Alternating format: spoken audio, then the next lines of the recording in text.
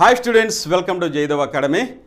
AP హైకోర్టుకి prepare అయినవండి మన యాస్పిరెంట్స్కి వెరీ ఇంపార్టెంట్ బిట్స్ అయితే తయారు చేసామండి. ఈ బిట్స్ ఖచ్చితంగా ఎగ్జామ్లో వచ్చేటువంటి అవకాశం ఉంది. ఒకసారి కనుక మనం పరిశీలించినట్లయితే బెంగాల్ విభజన చేసినటువంటి సంవత్సరం ఏది? బెంగాల్ విభజన చేసిన సంవత్సరం ఏది? 1904, 1905, 1906, 1907. బెంగాల్ విభజన అనేది ఎలా జరిగింది అనేది ఇక్కడ వెరీ ఇంపార్టెంట్ అండి. ఈ సంవత్సరంతో పాటు దాని యొక్క ఇంపార్టెన్స్ కూడా, ప్రాముఖ్యతను కూడా తెలుసుకుంటే మీకు చాలా ఎగ్జామ్లో ఉపయోగపడుతుంది అన్నమాట. బెంగాల్ అనేది భారతదేశంలో ఎక్కువ అవేర్నెస్ ఉన్నటువంటి రాష్ట్రం అండి. అప్పట్లో పెద్దదండి. అది గమనించినటువంటి బ్రిటిష్ వారు బెంగాల్లో ఉన్నటువంటి హిందువులు ముస్లింని విడతీయాలనేటువంటి ఉద్దేశంతో డివైడ్ అండ్ రూల్ అండ్ పాలసీతో బెంగాల్ విభజన అనేది చేశారు. అప్పుడు భారతీయులు ఎదురు తిరిగి ప్రశ్నించినప్పుడు ఇది అడ్మినిస్ట్రేషన్ కోసం, పరిపాలనా సౌలభ్యం కోసం బెంగాల్ని విభజనగా చేశాము అని వీరు పేర్కొనడం జరిగింది. 1905లో ఈ యొక్క బెంగాల్ విభజన అనేది చేశారండి. దాన్నే రాయల్ ప్రొక్లమేషన్ ప్రకారము అక్టోబర్ 16, 1905 నుంచి ఈ యొక్క ఆర్డర్స్ అనేది రావడం జరిగింది. బెంగాల్ని వెస్ట్ బెంగాల్, ఈస్ట్ బెంగాల్గా మార్చడం జరిగింది. West Bengal and east Bengal. East బెంగాల్ని మనం ఇప్పుడు ఏమనుకుంటున్నామండి, స్వతంత్రం వచ్చిన తర్వాత ఈస్ట్ బెంగాలే పాకిస్తాన్గా మారింది. అలాగే పాకిస్తాన్ నుంచి ఈ యొక్క ఈస్ట్ బెంగాల్ 1971 యుద్ధం ద్వారా జరిగినటువంటి యుద్ధంలో, భారతదేశానికి పాకిస్తాన్కి జరిగినటువంటి యుద్ధంలో ఈ పాకిస్తానే ఇప్పుడు బంగ్లాదేశ్గా మారిందండి. బంగ్లాదేశ్గా స్వతంత్రం సంపాదించుకొని బంగ్లాదేశ్గా మారింది. కాబట్టి ఇందులో ఆన్సర్స్ ఎలా ఉన్నాయో చూడండి. అక్టోబర్ 16, 1905లో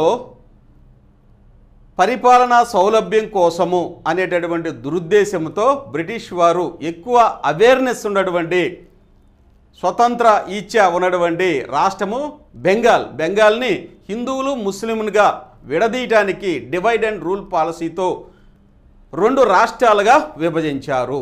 అలా విభజించడం ద్వారా అక్కడ స్వతంత్రానికి, అంటే మనం స్వతంత్ర సంగ్రామంలో పాల్గొనేటువంటి ఈ యొక్క అవేర్నెస్ తగ్గుతుంది అనేటటువంటి వీళ్ళ యొక్క దురుద్దేశము. అలాగే బెంగాల్ని వెస్ట్ బెంగాల్, ఈస్ట్ బెంగాల్గా మారిస్తే ఈస్ట్ బెంగాల్ పాకిస్తాన్గా, స్వతంత్రం వచ్చారు పాకిస్తాన్, మరి ఆ తర్వాత యుద్ధంలో వచ్చేసరి భారతదేశానికి పాకిస్తాన్ యుద్ధం ద్వారా ఇప్పుడు బంగ్లాదేశ్గా స్వతంత్ర దేశంగా ఏర్పాటు జరిగింది. కాబట్టి 1905లోనే ఈ యొక్క బెంగాల్ విభజన అనేది జరిగింది. కాబట్టి ఎగ్జామినేషన్ పాయింట్ ఆఫ్ వ్యూలో ఈ పాయింట్స్ అన్ని మనకి వెరీ ఇంపార్టెంట్. కాబట్టి దీని మీద ఖచ్చితంగా ఒక బిట్ అనేది రావడానికి అవకాశం ఉంటుంది. ఏపీ హైకోర్టులో కూడా క్వశ్చన్ పేపర్లో కూడా ఇలాంటి స్టాండర్డ్ బిట్స్ అనేది అడుగుతారండి. ఇక నెక్స్ట్ కనుక చూసినట్టయితే సహాయ నిరాకరణ ఉద్యమానికి కారణం ఏమిటి? సహాయ నిరాకరణ ఉద్యమానికి కారణం ఏంటి? రౌలత్ చట్టము, అలాగే జూలియన్ వాలాబాగ్, ఖలీఫాను తొలగించటం. D all. ఏదండి? సహాయ నిరాకరణ ఉద్యమం అనేది మన భారత స్వతంత్ర సంగ్రామంలో ఒక పెద్ద మాస్ ఉద్యమంగా ప్రారంభించారండి. దీనికి పలు కారణాలు అయితే ఉన్నవి. ఇవి వెరీ ఇంపార్టెంట్. రౌలత్ చట్టం అనేది అప్పట్లో తీసుకురాబడినటువంటి బ్లాక్ చట్టం అంటారు. రౌలత్ చట్టాన్ని బ్లాక్ చట్టము అంటారు, నల్ల చట్టము అనేవాళ్ళు. ఎందుకంటే దీన్ని ముగ్గురు కానీ భారతీయులు ఒక చోట గుమికూడి సమావేశం అనేది చేయకూడదు అనేసి ఈ యొక్క బ్లాక్ చట్టం అనేది, రౌలత్ చట్టం అనేది తీశారండి. దీనికి వ్యతిరేకంగా మన భారతీయులు వ్యతిరేకంగా చేసిన తర్వాత ఈ యొక్క బ్లాక్ చట్టానికి జూలియన్ వాలాబాగ్ దురంతం అనేది జరిగింది. ఇది కూడా ఒక కారణం అండి. రౌలత్ చట్టానికి వ్యతిరేకంగా భారతీయులు ఎదురు తిరిగినందుకు జూలియన్ వాలాబాగ్ దురంతం మనకు తెలుసండి. దీని గురించి నేను ఎక్స్ప్లెయిన్ చేస్తాను. ఇక నెక్స్ట్ ఖలీఫాని, ముస్లింలకు ప్రపంచంలో టర్కీలో ఉన్నటువంటి మత పెద్దని ఖలీఫా అంటారు. ముస్లింలకు మత పెద్ద అండి. ఈయన కూడా బ్రిటిష్ వారు అన్యాయంగా తొలగించడం కూడా ఒక కారణం అవటం ద్వారా ఈ యొక్క సహాయ నిరాకరణ ఉద్యమాన్ని ప్రారంభించడం అనేది జరిగింది. కాబట్టి D is the right answer అండి. వీటికి సంబంధించినటువంటి ఏరియాస్ మొత్తం మనం చదువుకుంటూ వెళ్తే క్వశ్చన్ ఇలానే రాకపోయినా వేరే రకంగా వచ్చినా మనం ఆన్సర్ చేయడానికి సిద్ధంగా ఉండాలండి. ఇక చౌరీ చౌరా సంఘటన జరిగినటువంటి తేదీ ఏది? స్టాండర్డ్ బిట్ మీ అందరికి తెలిసిందే, నేను చెప్పాల్సిన అవసరం కూడా లేదు. ఫిబ్రవరి 12, 2022, ఫిబ్రవరి 5, 1922. This is the right answer అని మనందరికీ తెలుసండి. దీనికి ఎక్స్ప్లెనేటివ్ కూడా అంతగా అవసరం లేదు. ఇంకా వెరీ వెరీ ఇంపార్టెంట్ చూడండి. సైమన్ కమిషన్ వ్యతిరేక ఉద్యమంలో ప్రాణాలు కోల్పోయిన జాతీయ నాయకుడు ఎవరు? బాలగంగాధర్ తిలక్, రాస్ బిహారీ ఘోష్, అలాగే లాలా లజపత్ రాయ్, డబ్ల్యూసి బెనర్జీ. ఎవరండి? ఈ యొక్క సైమన్ గో బ్యాక్ అనేటువంటి ఉద్యమం జరిగిందండి. విజయవాడలో జరిగింది, తెనాలిలో జరిగింది. మన ఆంధ్ర రాష్ట్రంలో అనేక ప్రదేశాల్లో సైమన్ గో బ్యాక్ అనేది 1927లో ఈ యొక్క ఉద్యమం అనేది యొక్క శ్వేత కమిషన్కి వ్యతిరేకంగా జరిగిన ఈ ఉద్యమంలో భారతదేశంలో అన్ని ప్రాంతాల్లో సైమన్ గో బ్యాక్ అనేటువంటి నినాదంతో భారతీయులందరూ ఈ యొక్క కమిషన్కి వ్యతిరేకంగా నినాదాలు చేసి వారిని అడ్డుకోవడం జరిగిందండి. ఆ యొక్క సందర్భంలో జరిగినటువంటి లాఠీ చార్జీలో తీవ్రంగా గాయపడినటువంటి లాలా లజపత్ రాయ్ గారు ప్రాణాలు కోల్పోవడం అనేది జరిగింది. ఇది very very important, very very important అండి. ఇక నెక్స్ట్ ఇవి కూడా ఇంతకుముందు అడిగిన ప్రశ్నలేనండి. గాంధీజీ ఎన్నవ రౌండ్ టేబుల్ సమావేశంకు హాజరయ్యారు? Very very important. అసలు రౌండ్ టేబుల్ సమావేశాలు ఎన్ని జరిగినాయండి? 3 రౌండ్ టేబుల్ సమావేశాలు జరిగినాయి. 1, 2, 3 జరిగినాయి అనమాట. ఈ మూడిటికి గాంధీజీ గారు హాజరయ్యారా అనేది ఇక్కడ ప్రశ్న అనమాట. అయితే ఈ మూడిటికి హాజరు కాలేదండి. గాంధీజీ గారు కేవలం 2వ రౌండ్ టేబుల్ సమావేశానికి, అదే లండన్లో జరిగినటువంటి 2వ రౌండ్ టేబుల్ సమావేశానికి మాత్రమే హాజరయ్యారండి. మరి ఈ మూడింటికి ఎవరండి? బిఆర్ అంబేద్కర్ గారు ఈ 3 సమావేశాలకి హాజరైనటువంటి మన జాతీయ నాయకుడు. కాబట్టి ఇవి ఎగ్జామినేషన్ పాయింట్ ఆఫ్ వ్యూలో వెరీ వెరీ ఇంపార్టెంట్ అడుగుతారు. ఇక పూనా ఒప్పందం ఎవరెవరి మధ్య జరిగింది? పూనా ప్యాక్ట్ అంటారు. ఇది very very important. Poona pact ఎవరెవరి మధ్య జరిగిందండి అంటే చూడండి, గాంధీజీ బోస్, గాంధీజీ అంబేద్కర్, అంబేద్కర్ బోస్, గాంధీజీ ఇర్విన్. అయితే పూనా ప్యాక్ట్ అనేది ఎవరెవరి మధ్య జరిగిందంటే గాంధీజీ అంబేద్కర్ అండి. Very very important. గాంధీజీ గారు అంబేద్కర్ మధ్య జరిగినటువంటి ఒప్పందాన్ని పూనా ఒప్పందము అంటారు. దీనికి సంబంధించిన ప్రశ్నలు కూడా ఉన్నాయండి, అవి కూడా నేను ఎక్స్ప్లెయిన్ చేస్తాను. మనకి వీడియో లెంత్ అవుతుందనే ఉద్దేశంలో ఎక్కువ నేను ఎక్స్ప్లెయిన్ చేయట్లేదండి. నెక్స్ట్ క్లాసుల్లో మీకు ఎక్స్ప్లెయిన్ చేస్తాను. వెరీ వెరీ ఇంపార్టెంట్ టాపిక్స్ ఇవి కూడా మనకి ఎగ్జామినేషన్ పాయింట్ ఆఫ్ వ్యూలో చాలా ఇంపార్టెంట్. ఇదిగోండి, పూనా ఒప్పందం ద్వారా 71 సీట్లు సంఖ్యను డిప్రెస్డ్ క్లాసెస్ అంటే అణగారిన వర్గాలకి ఎంతకు పెంచడం జరిగింది? పూనా ప్యాక్ట్ ఎవరెవరి మధ్య జరిగిందండి? గాంధీజీ అంబేద్కర్ గారి మధ్య జరిగింది. కాబట్టి తద్వారా అప్పుడు కేటాయించినటువంటి 74 సీట్లను ఎన్ని సీట్లకి పెంచడం జరిగింది? ఏ 157, బి 147, అలాగే సి 137, డి 127. అంటే B is the right answer. 147 అనేది రైట్ ఆన్సర్ అనమాట. ఎంతకు పెంచారండి? 71 నుంచి 147కి పెంచడం అనేది జరిగింది.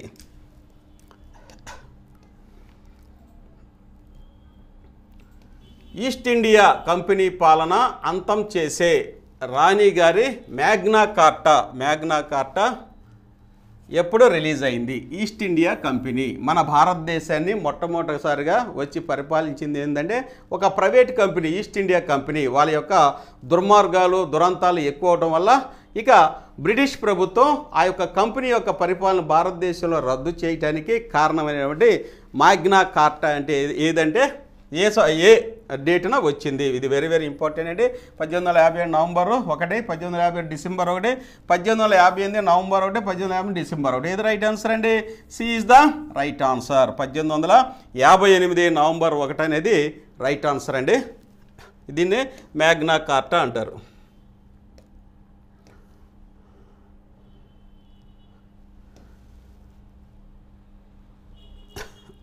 నెక్స్ట్, భారతీయులు రాజ్యాంగాన్ని తయారు చేసుకోగలరా అని ప్రశ్నించిన బ్రిటిష్ ఎంపీ ఎవరు? Member of parliament. British MP ఎవరు అంటే అప్పుడు మన భారతీయులు స్వతంత్రం కావాలి, మా దేశాన్ని మేము పరిపాలించుకుంటాము అని ఉవ్వెత్తున ఉద్యమాలు చేస్తున్నప్పుడు బ్రిటిష్ ఎంపీ వాళ్ళ యొక్క పార్లమెంట్లో భారతదేశానికి స్వతంత్రం ఇస్తాము, అయితే భారతీయులు రాజ్యాంగాన్ని సొంతగా తయారు చేసుకోగలరా అని ప్రశ్నించినటువంటి ఎంపీ ఎవరు? Lord Frederick, Lord Birkenhead, Lord James, Lord robin.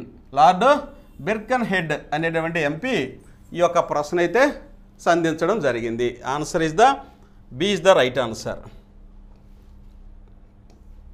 Next, communal award ఏ సంవత్సరంలో రామ్సే మెక్డొనాల్డ్ ప్రకటించారు? కమ్యూనివల్ అవార్డు అనేది చాలా చాలా ఇంపార్టెంట్. రామ్సే మెక్డొనాల్డ్ ఏ సంవత్సరంలో ప్రకటించారు? 1930, 1931, 1932 లేకపోతే 1933? రైట్ ఆన్సర్ వచ్చేసరికి 1932 is the right answer. Communal award దీనికి సంబంధించినటువంటి ఇన్ఫర్మేషన్ కూడా నేను మళ్ళీ మీకు చెప్తానండి. ఇక నెక్స్ట్, గాంధీజీ దండయాత్రను ఎంతమంది అనుచరులతో ప్రారంభించారు? Very very important. Gandhiji Dandi యాత్రను ఎంతమంది అనుచరులతో ప్రారంభించారు? దండి యాత్రను ఎంతమందితో అనుచరులతో ప్రారంభించారు? 72, 77, 78, 79. 78 is the right answer. Dandi మార్చిని గాంధీజీ ఎంతమంది అనుచరులతో ప్రారంభించారు? C is the right answer. Swaraj పార్టీని ఎవరు స్థాపించారు? స్వరాజ్ పార్టీని ఎవరు స్థాపించారు? Motilal Nehru, CR Das, NC Kelkar, all. అంటే ఇక్కడ అందరు ఆల్ అని. వీళ్ళు ఎవరండి? Right answer is the D is the right answer. Swaraj పార్టీని స్థాపించింది మోతీలాల్ నెహ్రూ మరియు CR Das, NC Kelkar. D is the right answer.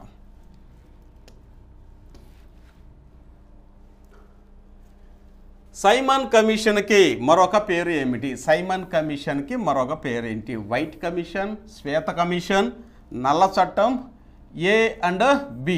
A and B is the right answer. ఏదండి ఇందులో వచ్చేసరికి వైట్ కమిషన్ రైట్ ఆన్సర్, శ్వేత కమిషన్ రైట్ ఆన్సర్, నల్ల చట్టం కాదండి. కాబట్టి D is the right answer. Simon కమిషన్ని వైట్ కమిషన్ అంటారు, ఎందుకంటే అందులో ఉన్న సభ్యులందరూ శ్వేత జాతిలే, తెల్లవారే. కాబట్టి దీన్ని శ్వేత కమిషను. భారతీయులకు ఎవరికి ఒక్కరికి కూడా అవకాశం ఇవ్వలేదు అని భారతీయులందరూ వ్యతిరేకించిన కమిటీ ఏంటంటే సైమన్ కమిషన్. 1927 సైమన్ కమిషన్ అండి. ఇది వెరీ వెరీ ఇంపార్టెంట్.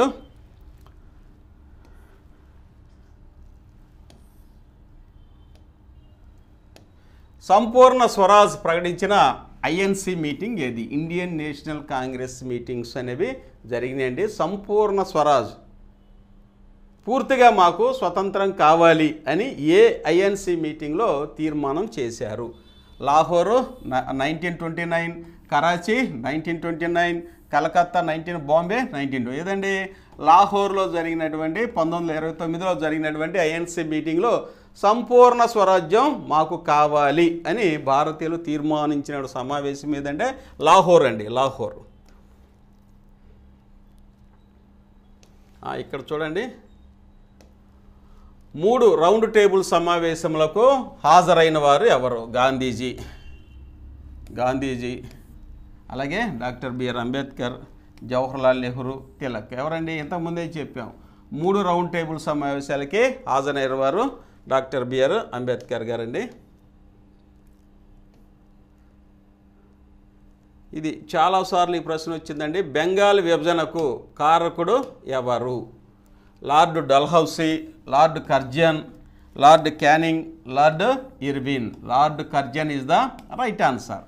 1905లో బెంగాల్ని విభజించింది లార్డ్ కర్జన్ అండి.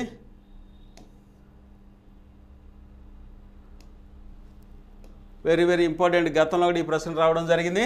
ఐఎన్సి మరియు ముస్లిం లీగ్ కలిసిన సంవత్సరం ఏది? 1915, 1916, 1917, 1918. 1916 ఈజ్ ద రైట్ ఆన్సర్. ముస్లిం లీగు మరి ఇండియన్ నేషనల్ కాంగ్రెస్ రెండు విలీనమైనటువంటి సంవత్సరం అన్నమాట. అతివాదులు కానివారు ఎవరు? తిలక్, లజపతి రాయ్, బిపిన్ చంద్రపాల్, WC బెనర్జీ. వీళ్ళు అతివాదులు కారండి. వీళ్ళు అతివాదులు అనేవాళ్ళు అతివాదులు కానివారు WC బెనర్జీ అండి. WC Banerjee is the right answer. వీళ్ళు ముగ్గురిని ట్రయో అంటారు. లాల్, బాల్, పాల్, ట్రయో. వీళ్ళు అతివాదులు, ఎక్స్ట్రీమిస్ట్స్ అనమాట. లాల్, బాల్, పాల్ అని అంటారండి. ఈ ముగ్గురు ట్రయో. ఓకేనా. WC Banerjee is the right answer. ఈయన మితవాది. లాల్, బాల్, పాల్.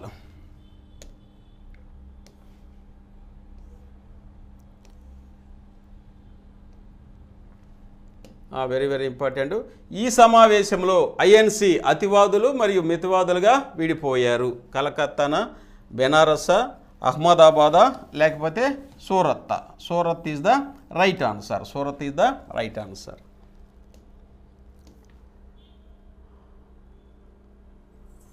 1929 డిసెంబర్ 31 3 రంగుల జెండాను ఏ నది ఒడ్డున ఎగరవేశారు?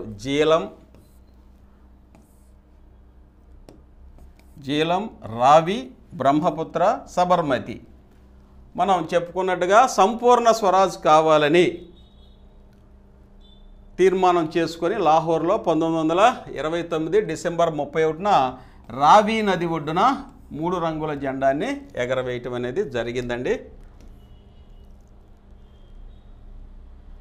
నెక్స్ట్, సైమన్ కమిషన్ 1927లో నియమించడం కారణం ఏమిటి? భారతదేశంలో ఆర్థిక పరిస్థితుల్ని గమనించడం, భారతదేశంకు ఎలాంటి ప్రభుత్వం ఏర్పాటు చేయాలి, భారతదేశంకు రాజ్యాంగం తయారు చేయడం, భారతదేశంలో శాంతి భద్రతలను కాపాడటం సలహాలు. ఏదండి right answer? B is the right answer. భారతదేశానికి ఎలాంటి ప్రభుత్వాన్ని ఏర్పాటు చేయాలి అనేది రైట్ ఆన్సర్ అండి.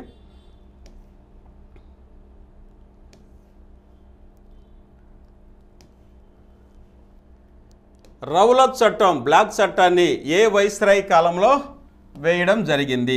లార్డ్ విరిబిన్, Lord Chelmsford, Lord Linlithgow, Lord Curzon. Right answer is the Lord Chelmsford is the right answer.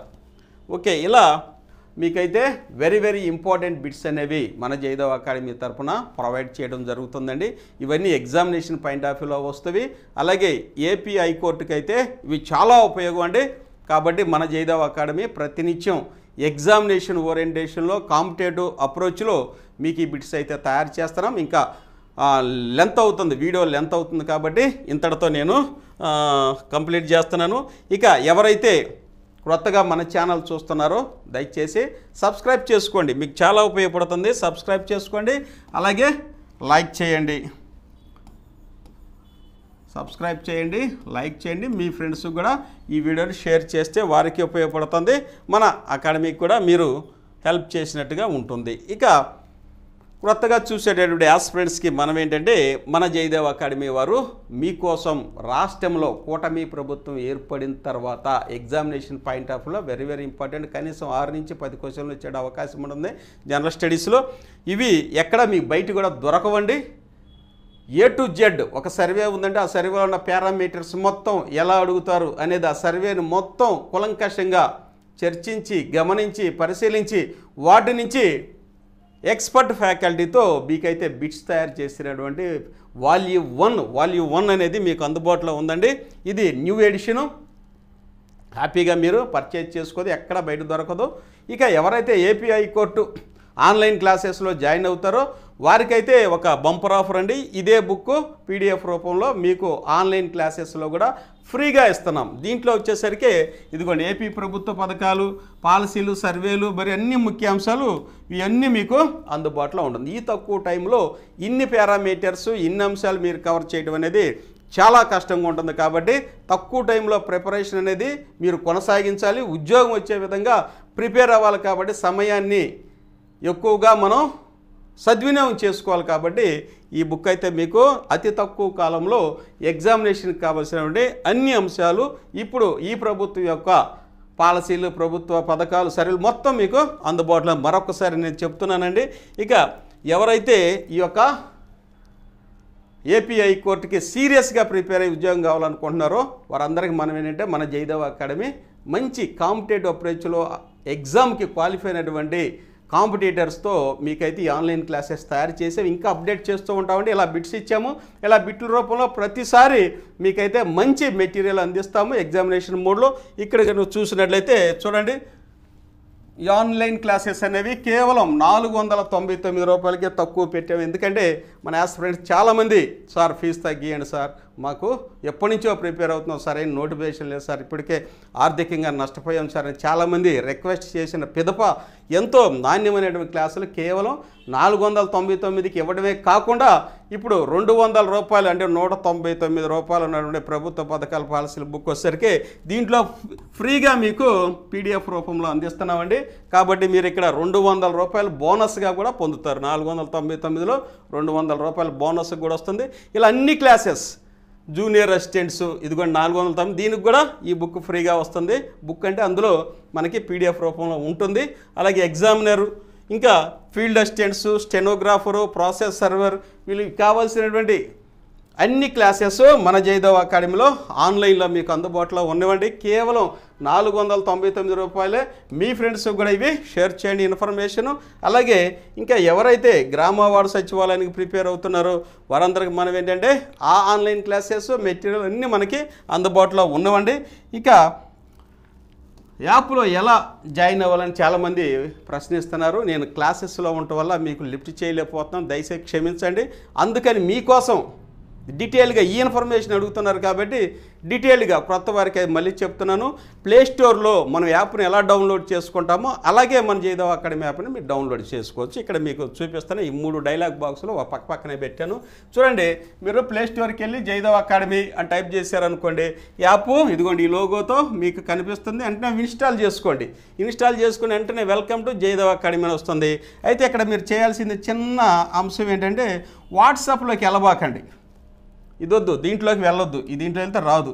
దీని కింద యూజ్ అనదర్ మెథడ్ అని ఉంది, దీని మీద క్లిక్ చేయండి. దీని మీద క్లిక్ చేస్తే మీకు ఇక్కడ ఇలా డైలాగ్ బాక్స్ అయితే వస్తుంది. దీంట్లో మీ ఫోన్ నెంబర్ మీరు ఏ సెల్లో చూస్తారో ఆ ఫోన్ నెంబర్, ఇప్పుడు నా నెంబర్ ఉంది, నా నెంబర్ ఎక్కడ ఇస్తున్నాను 9010960647 ఈ నెంబర్ ఇస్తున్నాను నాది. దీనికి ఓటీపీ వస్తుంది. ఈ ఓటీపీని మనం ఇందులో ఇన్సర్ట్ చేస్తే సరిపోతుంది అన్నమాట. వెంటనే ఇదిగోండి ఇలా మీకు ఎగ్జిబిట్ అవుతుంది. ఇక్కడ మీరు చేయాల్సిన పని నెక్స్ట్ ఇలా రాగానే స్టోర్లోకి వెళ్ళండి. స్టోర్ మీద క్లిక్ చేస్తే అసలు ఎన్ని కోర్సులు ఉన్నాయి అనేది ఇక్కడ కనపడతాయి. మీకు ఏ కోర్సు కావాలనేది స్క్రోల్ చేసుకోవచ్చు. ఇక్కడ వీలైతే తెలంగాణ పశుసంవర్ధక శాఖని ఇక్కడ క్లిక్ చేసుకున్నారు. ఇది క్లిక్ చేసుకుంటే దానికి సంబంధించిన డీటెయిల్స్, ఫీజు పేమెంట్ ఇక్కడ వచ్చింది. బై నౌ మీద క్లిక్ చేస్తే ఇక్కడ పేమెంట్ గేట్వే నెక్స్ట్ వచ్చింది. ఫోన్పేలో కానీ లేకపోతే గూగుల్ పేలో కానీ మీరు పే చేసుకోవచ్చు. ఆ తర్వాత కంటిన్యూ కొట్టేస్తే ఇదిగోండి ఇక్కడ కంటెంట్ అనేది వస్తుంది. ఈ కంటెంట్ మీద క్లిక్ చేస్తే క్లాసెస్ వరుసనే వస్తాయి. ఈ క్లాసెసే కాకుండా ప్రతిరోజు మనం అప్డేట్ చేస్తూ ఉంటాం, అవి కూడా మీకు అందుబాటులోనే ఉంటాయి. ఇప్పుడు నేను బిట్స్ చెప్పాను, అవి మీకు దీంట్లో మీకు మీ ఆన్లైన్ క్లాసెస్లో అప్లోడ్ చేస్తాం. అట్లా మన ఎక్స్పర్ట్ చెప్పే ప్రతి క్లాసు ఇంకా మీకు చదివినంత అంటే ఎక్కువగా ఎనామరస్గా ఎక్కువ మెటీరియల్తో అందిస్తాం. ఉద్యోగం రావడానికి మన కాంపిటేటివ్ అప్రోచ్లో ఉన్న ఫ్యాకల్టీ ప్రతినిత్యం మీకు ఉపయోగపడతారండి. ఖచ్చితంగా ఉద్యోగం అనేది వచ్చే విధంగా తయారు చేసినటువంటి మెటీరియల్. ఇక నెక్స్ట్ క్రొత్త వారికి అయితే ఇదిగోండి జయదేవ్ అకాడమీకి సంబంధించినటువంటి ఆన్లైన్ క్లాసెస్, గ్రామ వార్డు సచివాలయం మొత్తం బుక్స్ ఇవన్నీ మీకు అందుబాటులో ఉన్నాయండి. ప్రస్తుతం అయితే గ్రామ వార్డు సచివాలయంలో రేషనలైజేషన్ అనేది చేస్తున్నారు కాబట్టి ఆ పోస్టులు కూడా త్వరలో వచ్చేటువంటి అవకాశం ఉంది. ఓకేనా, ఇప్పటి వరకు మన వీడియోని వీక్షించినందుకు మీ అందరికీ ధన్యవాదాలండి. అలాగే సబ్స్క్రైబ్ చేసుకోండి, లైక్ చేయండి, మీ ఫ్రెండ్స్ కూడా షేర్ చేయండి, చాలా ఉపయుక్తంగా ఉంటుంది. ఇంకా ఏమైనా డౌట్స్ ఉంటే ఫోన్ చేసి అడగండి. యాప్లో జాయిన్ అయిన వాళ్ళు మాత్రం నేను చెప్పిన మెథడ్ ఇది ఒకసారి చూసి జాయిన్ అయిపోండి. ఎలా జాయిన్ అవ్వాలని ఫోన్ చేయొద్దండి, ఎందుకంటే నేను క్లాసెస్లో ఉంటాను. ఇంపార్టెంట్ అయితే ఖచ్చితంగా చూసుకొని మీకు నేను లిఫ్ట్ చేసి చెప్తానండి. ఇప్పటి వరకు వీక్షించినందుకు మీ అందరికీ ధన్యవాదాలు. దయచేసి సబ్స్క్రైబ్, లైక్ చేయండి. Thank you one and all.